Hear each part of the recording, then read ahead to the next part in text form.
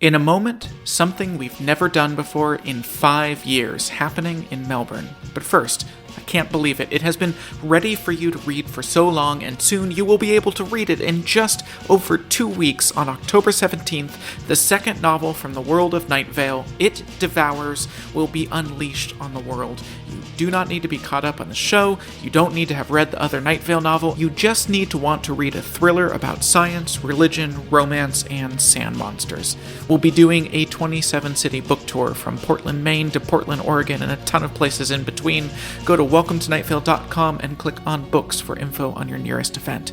Meanwhile, in full cast live show news, we are wrapping up our tour of Europe right now with shows in London, Cardiff, and Bristol. Then, it's on to the southwest and west coast of the US in November and December. Then, the inaugural PodCon, where folks from all the Night Vale Presents shows will be doing games and panels and workshops. And then, in January and February of 2018, we go to Australia, where I can tell you for the first time in Melbourne, we will be doing 2 entirely different scripts in 2 days. That's right. On February 9th, we will be doing All Hail, our brand new show in which the Glow Cloud controls your mind. And then, on February 10th, in this newly added show, we will be doing Ghost Stories, the deeply personal and creepy script that we have never performed in the Southern Hemisphere. Same theater, 2 different days, 2 entirely different shows. Come get the ultimate Night Vale double feature. Welcome to nightvale.com. Click on live shows. Lastly, the debut of a sweatshirt in our store featuring a new version of the Night Vale logo, hand-drawn by the original logo's designer, Rob Wilson. Check it out while it's still there. And hey, cool glasses. Paint a picture. It'll last longer. Welcome to Night Vale.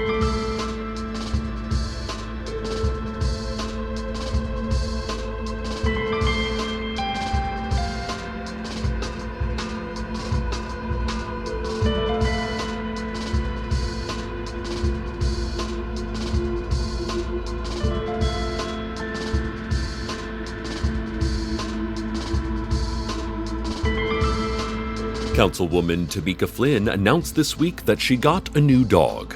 It's her 17th birthday in just a couple of weeks, so her dad, D'Angelo Flynn, said she could adopt a puppy.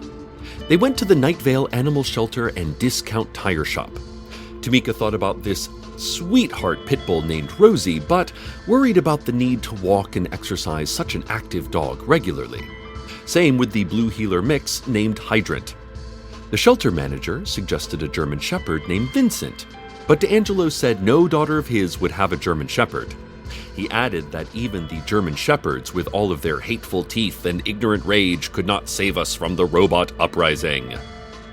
Tamika said she wanted a smaller dog anyway, and she settled on a Pomeranian, whom she has named Lucky. She brought Lucky to City Hall. Standing atop the front steps of the building, Tamika, wearing a long black coat adorned with chevrons, a sheriff's badge, infantry cords, and little flanks of uncooked beef, held Lucky proudly above her head, the way a person who just got a new car might hold it above their head. Lucky is a light brown dust bunny with hollow yellow eyes and a shrieking little laugh of a bark. A real cutie. Happy early birthday, Councilwoman Flynn! An update on the recent spate of robberies and the related deaths of Tristan and Camila Cortez. The secret police have no new leads toward suspects, but since the 8 p.m. curfew has gone into effect, there have been no robberies or major crimes of any kind. They have arrested 6 people in the last 2 days for being out after 8 p.m., but those people were all angels, who were unaware of the curfew and were just walking around trying to ask people for $10. Now that acknowledging of angels is legal in Night Vale, the angels have been making a fortune by just asking people for cash they don't actually need because they're billionaires. But people are so happy to be able to acknowledge them that it's worth the few bucks the angels are asking for. And now sports. The Night Vale Scorpions wheelchair basketball team lost the state preseason tournament last weekend, 81-72 to the Pinecliff Lizard Monitors. Pinecliff forward Helen King led all scorers with 30, and Night Vale point guard Janice Palmer set a state record in assists with 22. 22 assists in a game. That's empirically the most helpful game a Night Vale player has ever had. Y'all, Janice is my niece. It's a shame to lose, but it is only the preseason. There's still a chance to win the division.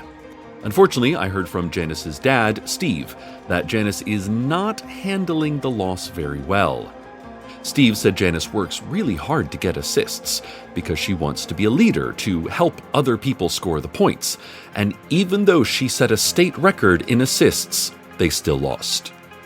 Steve said Janice is working even harder on her passing skills and on running the high pick and roll, which is a basketball term that Steve explained to me, and I knew I wouldn't understand it, so I wrote down what Steve said verbatim.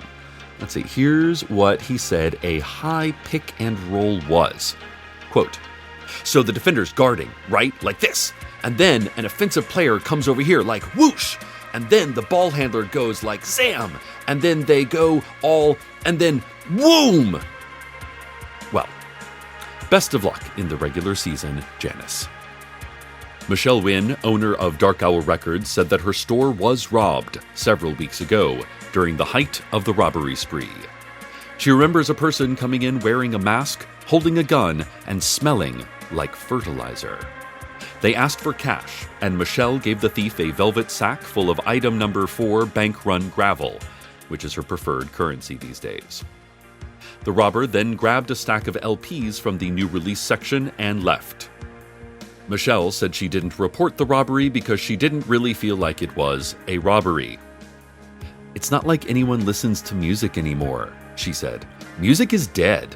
If they had stolen the sound of traffic and sirens and low-flying aircraft, I would have felt truly violated. But who's going to miss Keith Urban on vinyl? Michelle added that everything is music and music is nothing. And then she closed the store for the day to go shout poems at passing trains with her friend Maureen.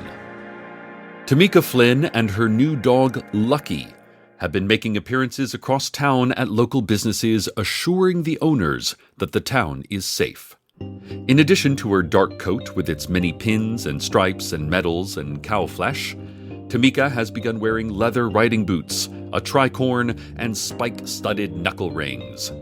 She's really taken to the politics of her job, bringing along a camera crew to record these positive interactions with her constituents.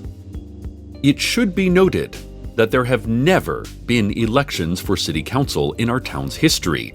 Even Tamika joined the council through coercion, not campaigning.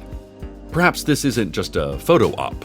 Perhaps she really does care about the well-being of each of her citizens. She might be my new favorite council member. Frances Donaldson, owner of the Antiques Mall, said she was so happy to see Councilwoman Flynn in her store. Tamika shook her hand and told her everything would be okay, that she would not let anyone rob Frances of her antiques. I mean, these antiques are cursed as all get out. Anyone tries to touch one of these things, they'll be living in a psychological terrorscape, Donaldson said. But it was nice of the young lady to say so. Frances then sat by the window and thoughtfully watched a distant plane pass across the sky. Liesl Schmid, who owns the auto body shop near Somerset and Gray, said Tamika stopped by her shop and told her all about how Tamika's father worked at an automobile factory for decades, until he was laid off 5 years ago. He's since run his own dent repair service. Liesl said Tamika really wanted to impress on her the importance of independently run businesses. I like Tamika, Schmid said, and her little dog too. He ate some of my socket wrench heads, which made him walk slow. That made me laugh. He's a good dog. Well, I'm certainly happy to see Tamika winning over the people of Night Vale. She's done a lot for this town, but I know the curfew and travel stoppage has been a real strain. It's good to see her out there keeping our spirits up. It's time once again for Citizen Spotlight. Today's Citizen Spotlight is on Megan Wallaby. Despite only being born 4 years ago, Megan just celebrated her 17th birthday this past spring and will graduate Night Vale High School with honors next May. Megan enjoys athletics and biology classes and hopes someday to run her own clinic. She wants to go to a university and major in physical therapy next fall, but she's not sure where that will be just yet. Megan was also on my niece Janice's basketball team and was the team's leading scorer. But after the preseason tournament, she has decided to quit basketball to join Tamika Flynn's Secret Citizens Secret Crime Patrol Force. Megan never had an inclination toward law enforcement, but she's not sure she can afford college. Even if she gets a scholarship, she says there are still books, dorms, food, beer, pet tarantulas, and clothes to buy. Her parents, Talk and Herschel, can't pay for any of that, so she's taking on part-time work patrolling the streets after curfew. The team will miss you, Megan, but our streets are safer with you out there. This has been Citizen Spotlight. A new report from the mayor's office shows a significant drop in crime the past 2 weeks, since Tamika Flynn took over the secret police. Councilwoman Flynn gave credit to Deputy Sheriff Sam, the entire police force, including the secret police, double secret police, obvious police, and dog police, and even the citizen patrol force for their extra efforts. Also, Tamika said the blood-red buildings everyone helped paint look gorgeous and intimidating. But it's not all good news.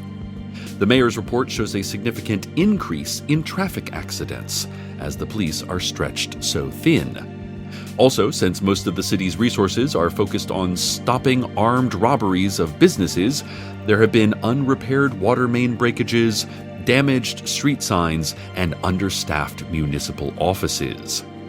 With few available funds and zero economic activity after 8 p.m., city-run departments like the Hall of Public Records, the Public Library, and the abandoned mine shaft outside of town sit empty most days. The mayor's office expressed concern in the deterioration of these buildings for lack of use, not to mention the inconveniences their closures pose. Councilwoman Flynn is a tough and decided leader. But how far must we push ourselves away from comfort in order to preserve safety? Mayor Cardinal said. Our infrastructure is at risk of erosion if we continue to ignore everything except law and order. Our emotional health is at risk if we close ourselves off. And here the mayor paused to take a bite of a whole, fresh butternut squash. Or, as the Europeans call it, a yam balloon.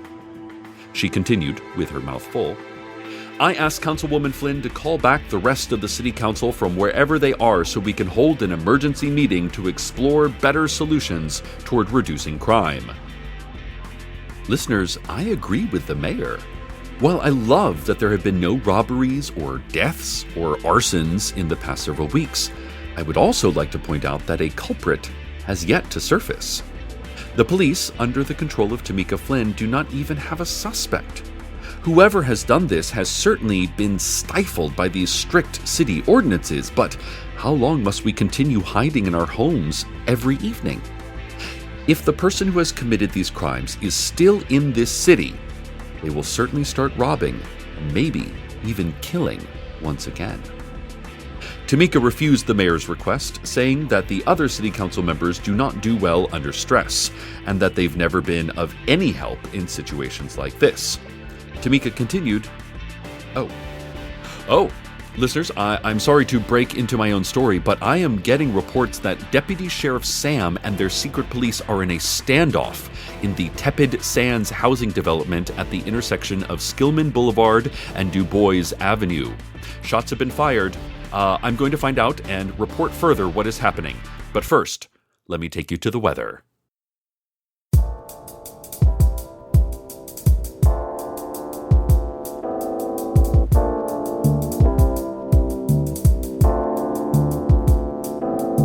Stop with what you do. I'm nobody's fool. You don't make the rules. No, I don't want to smoke. I'm finding out my own. It's time you should know. And I really want to know why you've been so cold in the time that I needed you the most. And I told you once, I told you twice, you won't see a tear roll down these eyes. And you're bragging and you're showing what nobody wants to see. It was too much information running around, telling secrets you should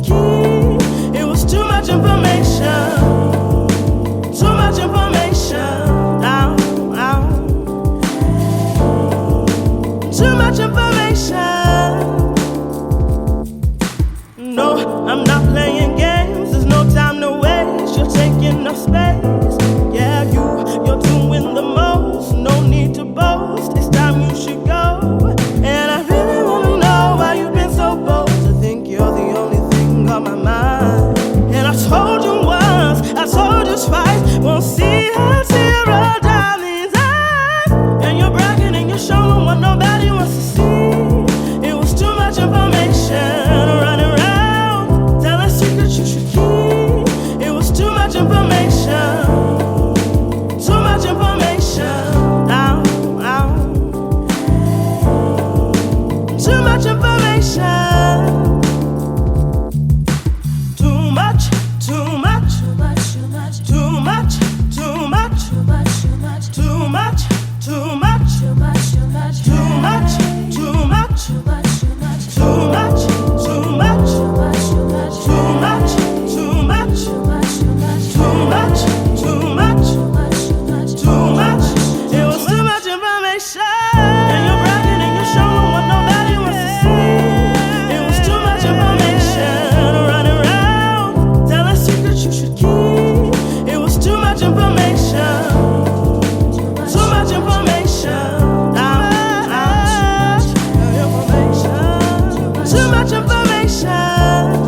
Too much, too much. Too much, too much. Too much, too much. Too much, too much. Too much, too much. The good news is that all of the police officers in this afternoon's fracas are uninjured. The bad news is that 2 young women were severely wounded by a librarian. A librarian in their own home. The girls, Lisa Robertson, 18, and her younger sister Marcia, 15, were at home quietly reading their new copies of Patricia Lockwood's 2017 spectacularly crafted memoir, Priest Daddy, when they heard a window shatter. A librarian had smelled the humorous and deft poetics of Lockwood's impeccable writing and broke in to devour the readers of this sharp and emotional story of religion, family, and toxic masculinity. When the librarian found the 2 sisters, it attacked. It was not the Robertson sisters' first fight against the librarian. They, along with Councilwoman Tamika Flynn, survived the summer reading program at the Nightvale Public Library 3 years ago. They nearly did not survive today's attack. It was thanks to Sheriff Sam's quick response that police were able to stop the librarian from further damage. Unfortunately, the librarian, whose name was Dan McDowell, escaped police custody and is still on the loose. Tamika Flynn, on behalf of the City Council, still away on vacation until this whole thing blows over, expressed sadness for her injured friends and fellow bibliophiles Lisa and Marcia. The mayor doubled down on her earlier statements and blamed this tragic attack on a citywide failure to pay for upkeep of municipal buildings. There was no one there to lock the librarians' cages, to feed them regularly, the mayor said. As a city, it is our responsibility to protect life, yes, but also protect a life worth living. Councilwoman Flynn thanked the mayor for her comments, but then promptly called for a closing of the Port Authority. No ships in or out of town. Nightvale has no body of water to speak of, but the occasional freighter or cruise ship does arrive. Flynn also moved curfew to 6 p.m. and said no one is allowed within 100 feet of the library, or any bookstore for that matter. These days, my father only talks about the robot uprising, Flynn said. For a long time, I thought he was just being weird. There's no robot uprising. I have seen advanced robotics, and those things can barely walk. Even my phone struggles to load a basic Google image search for vaping sloths. But what if there were robots we do not know about? Metaphorical robots. What of the things we cannot see, cannot predict? Why not be prepared to protect ourselves against any enemy? She added her regret that people would not have access to books anymore, but added that maybe the city should get everyone a Nook. Is Nook still a thing? Flynn added. Whatever. Mayor Cardinal, let's have the city buy everyone an e-reader. Flynn concluded her speech with, I know curfew is early, but curfew doesn't apply to law enforcement. You're all welcome to join my new vigilante citizen squad. Help us beat the hell out of crime after dark. Lucky laughed, or barked, it was unclear which, and they both left, Tamika's spurs rattling and long cape swishing. The mayor has appealed to the public for support, stating that once we have a full coroner's report on the bodies of Tristan and Camilla Cortez, we can engage in a true investigation rather than martial law. But given Tamika's success in eradicating the robberies, most people still trust her ability to stop librarians. I mean, battling those things is her specialty. There's no one better. I'm not really afraid of robbers who target businesses. I mean, who's going to hold up a radio station or a science lab where my husband works? But if librarians start believing they can wander anywhere, attack anyone reading any old book by one of America's foremost poets and wordsmiths, then they could attack me, or Carlos, or Steve, or Abby, or Janice. I know it seems like I'm scared, but I'm not. Like you, I'm just wary of lurking disaster. Plus, there's so much to keep me entertained at home after curfew. It's not like the 1990s when the only technology we had was putting on politically satirical puppet shows using rocks with cartoon faces drawn on them. It's actually enjoyable to turn in early each night. I've got an Xbox, a VR helmet, some vegetation that is totally legal, and Susan Willman's HBO Go password, which Steve cribbed for me. It's great. I don't know how long we can keep this up, but for now, I just want to feel safe. Stay tuned next for... Wait, hold on. Oh, I just received a fax that the coroner's report has been completed, Night Vale, and... Oh, wow. Oh, you're not going to like this. You know what? Let's save it. It's almost dark, Night Vale. Curfew is almost upon us. This will pass, as all things will pass. We're in good hands, in Tamika's hands. If there's anyone who knows how to protect us from librarians, she does. Stay tuned next for the sound of two men cuddled up in bed watching the new season of Insecure. And good night, Night Vale. Good night.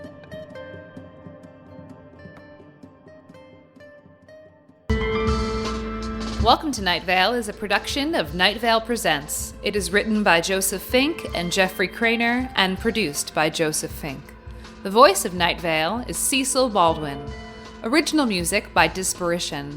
All of it can be found at disparition.info or at disparition.bandcamp.com.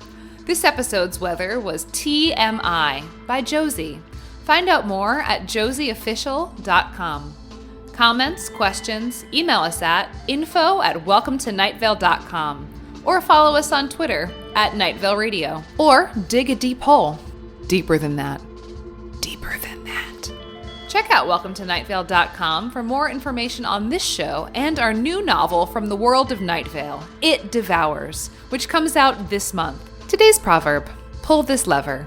Don't worry, you will never know the result. There will be a result.